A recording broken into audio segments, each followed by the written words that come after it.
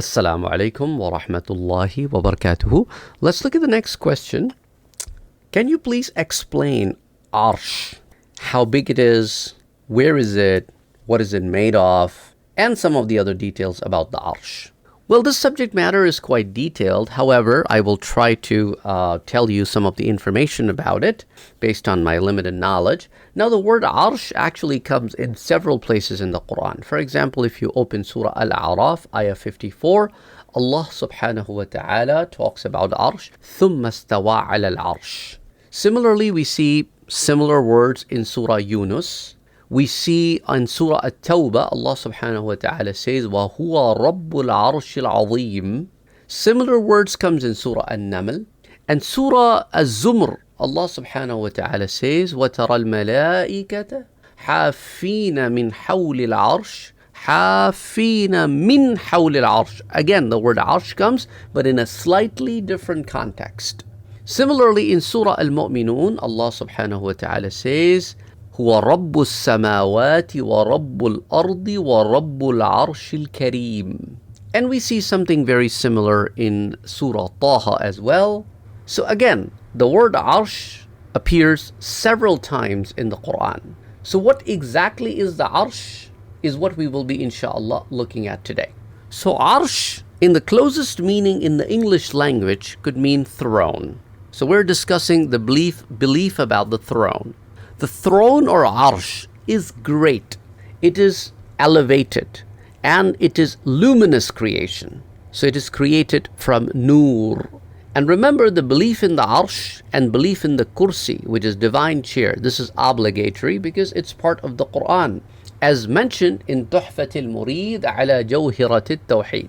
And let me give you some explanation about this book, Tuhfat al-Murid. It was written by Sheikh Ibrahim bin Muhammad bin Ahmad al-Shafi'i al-Bayjuri. And this book was written approximately 150 years ago, or maybe 170 years ago, something like that. And this is the sharh of Jawharat al-Tawheed, which was written by Allama al-Sheikh Deen Ibrahim bin Hassan al-Laqani. And Jawharat al-Tawheed was written little over 400 years ago. And after the light of Prophet Muhammad sallallahu alaihi wasallam was created, which we have already learned about, the Noor of the Muhammad sallallahu alaihi wasallam, after that was created, the Arsh was the very first creation of Allah subhanahu wa ta'ala.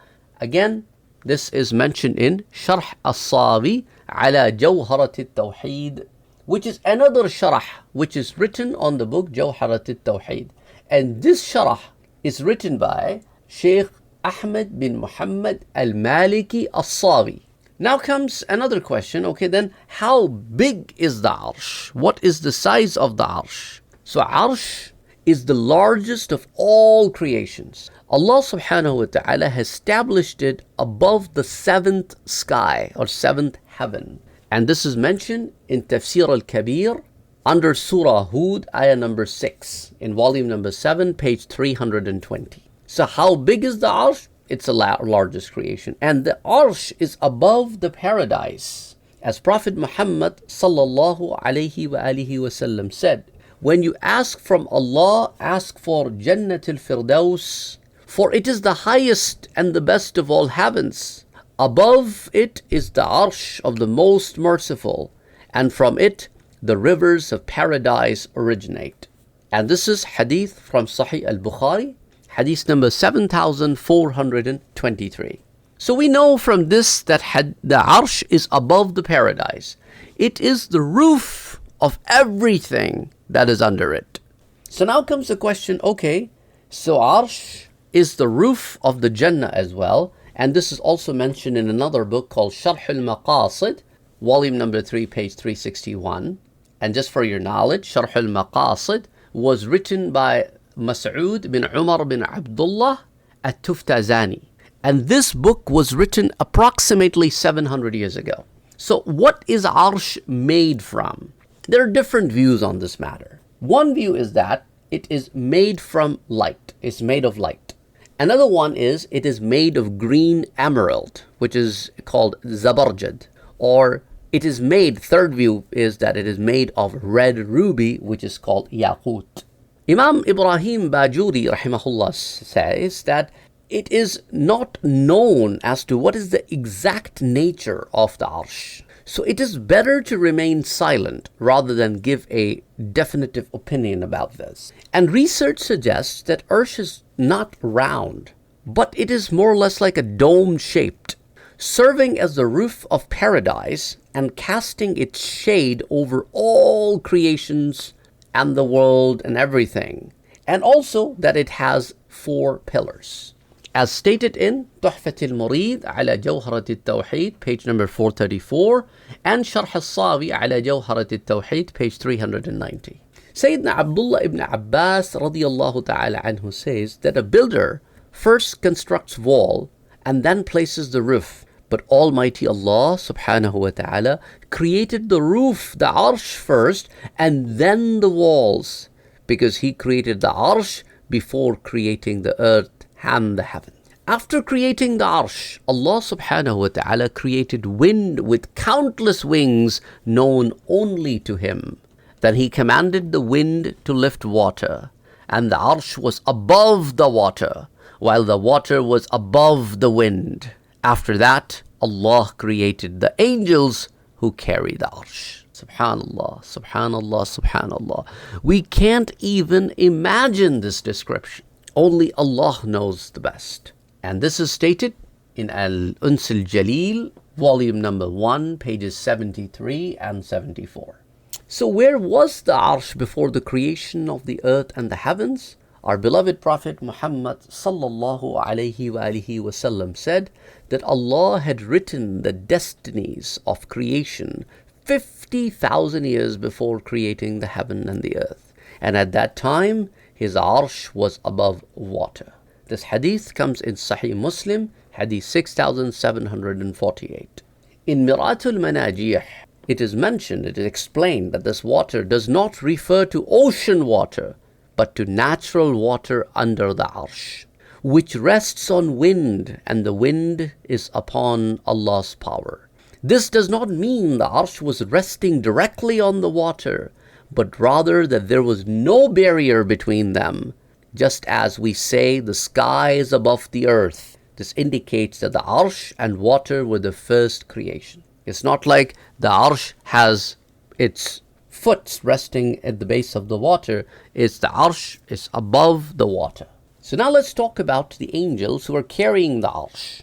Even though Allah subhanahu wa ta'ala had created the Arsh way before He created the angels, and the Arsh was there, but He still created those angels who are holding the Arsh. Not if they stop holding it will fall, but it is the might of Allah subhanahu wa ta'ala that He has created these huge and magnificent angels.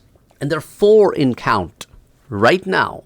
However, on the Day of Judgment, Allah subhanahu wa ta'ala will appoint 4 more angels, and making the total number of angels holding the Arsh to 8. As mentioned in Surah Al-Haqqah, Allah subhanahu wa ta'ala says, وَيَحْمِلُ عَرْشَ رَبِّكَ فَوْقَهُمْ يَوْمَئِذٍ ثَمَانِيَةٍ.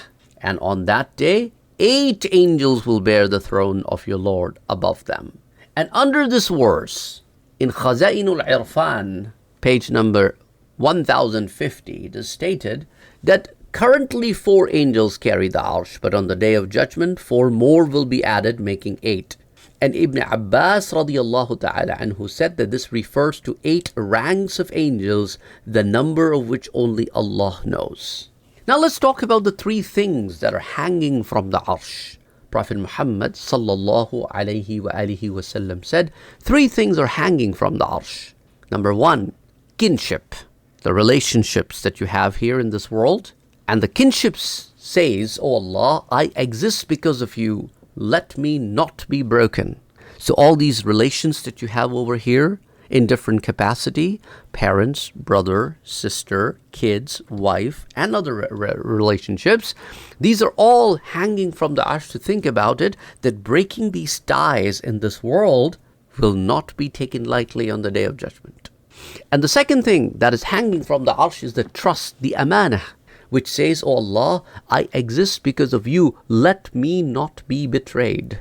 And the third thing is blessings, the ni'mah, which says, "Oh Allah, I am from you, let me not be ungratefully denied. And this hadith comes in Musnad al-Bazzar, volume 10, page 117, hadith number 4181. Now you may be wondering that we have heard that the Arsh shakes. Why does the Arsh shake? Well, certain actions can cause Allah's Arsh to shake. And this is mentioned in hadith, that when a fasiq or a transgressor is praised, somebody who does wrong is praised, Allah becomes angry and His Arsh trembles. This comes in Shu'bul Iman, which is a very famous work of hadith written by Imam al-Bayhaqi, and this is reported in volume number 4 of this book, page 230, hadith number 4886. Similarly, when a person divorces, Allah's Arsh shakes. This is reported in Jami' al-Saghir, hadith 3289. Sometimes the Arsh shakes out of mercy. As comes in the books of hadith, a good intention clings to the Arsh. When a person acts upon it sincerely, the Arsh shakes and the person is forgiven. And this hadith comes in Tarikh al-Baghdad, volume 12, page 444, hadith 6926. And the Messenger of Allah, Prophet Muhammad sallallahu alayhi wa alihi wasallam, said, on the Day of Judgment, the first person to receive the shade from Allah subhanahu wa ta'ala under this Arsh will be the one who grants respite to a debtor who is in difficulty. Means when you lend somebody some money and they're unable to pay it on time, you either extend their time or forgive them. That will be the first person who will be given shade under the Arsh, allowing time to repay their debt or forgiving the debt entirely, saying that my wealth is charity for you in the name of Allah. So when the intention is pure, that you are doing it all for the sake of Allah subhanahu wa ta'ala, then Allah will grant such a person as the first person, or this category of people to be the first people to be under the Arsh. And this is reported in Majma' al-Zawaid, hadith 6670. This is in volume 4, page 241. I hope this would have answered your question. And again, we have a list of questions that we still need to get to. And we are working very diligently in gathering information to answer your questions. Inshallah, we'll see you next time. Till then, Assalamu alaikum wa rahmatullahi wa barakatuhu. Based on your requests, we have decided to rebrand our channel because there is another channel with the name Thinking Muslim. So we decided to rebrand our YouTube channel to Deep Deen. Anyway, I hope it will become a little bit easier for people to now find it, because we didn't find any other channel which was branded this way. So please help us share this message to more and more people. Don't forget to like, share, and subscribe to this channel. We need your support to grow so that we can continue to work on this research. Till next time, Assalamu alaikum.